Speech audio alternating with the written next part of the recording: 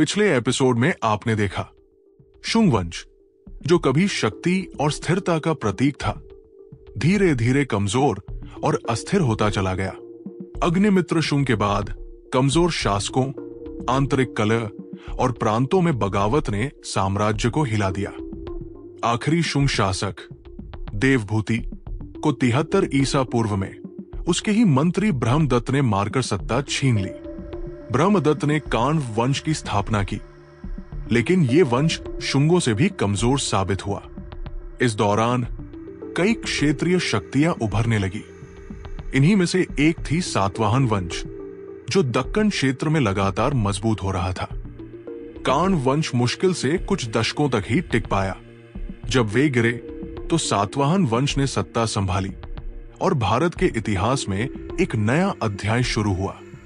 आज हम जानेंगे कि सातवाहन वंश कैसे एक छोटी शक्ति से उठकर दक्षिण भारत का सबसे बड़ा साम्राज्य बना। वे इंडो ग्रीक और शक आक्रमणकारियों से कैसे लड़े और उनका भारत के इतिहास पर क्या प्रभाव पड़ा। यह है संयुक्त भारत के राजा और साम्राज्य, सातवाहनों की उत्पत्ति।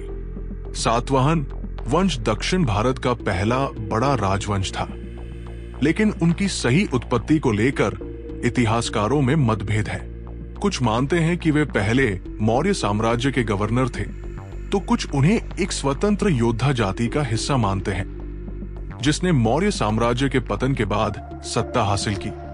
उनके नाम का मतलब है सप्तवाहन, यानी 7 रथों वाला, जो शायद उनकी प्राचीन सैन्य परंपरा को दर्शाता है। मौर्य और शुंग शासकों की तुलना में सातवाहन मुख्य रूप से दक्कन के शासक थे। उन्होंने महाराष्ट्र, तेलंगाना और आंध्र प्रदेश को अपना केंद्र बनाया। शुरुआत में वे मौर्य और शुंग शासकों की छाया में ही रहे, लेकिन जैसे ही शुंग और काण्व कमजोर हुए, सातवाहनों ने अपने साम्राज्य के विस्तार की योजना बनाई। इस साम्राज्य की नींव डाली सिमुक सातवाहन ने। सिमुक सातवाहन साम्राज्य की नींव। सिमुक सातवाहन, जो पहले एक क्षेत्रीय सरदार था, ने 30 ईसा पूर्व में काण्व वंश के कमजोर शासन का फायदा उठाया। उसने काण्वों को हराकर सातवाहन साम्राज्य की स्थापना की, उत्तर और पश्चिम की ओर विस्तार किया, कृषि और व्यापार को बढ़ावा दिया, जिससे दक्कन आर्थिक रूप से मजबूत हुआ। धार्मिक रूप से सिमुक हिंदू और बौद्ध दोनों धर्मों का संरक्षक था, जो बाद में सातवाहन राजाओं की परंपरा बनी।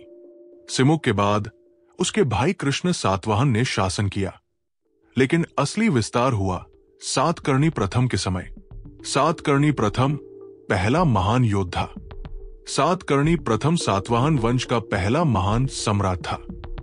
उसने सिर्फ दक्कन ही नहीं, बल्कि उत्तर भारत के शत्रुओं को भी हराने का लक्ष्य बनाया।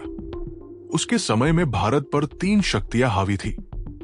इंडो ग्रीक उत्तर पश्चिम में, शक सिथियन आक्रमणकारी, जो धीरे धीरे भारत में घुस रहे थे, पश्चिमी क्षत्रप, जो आगे चलकर सातवाहनों के बड़े दुश्मन बने।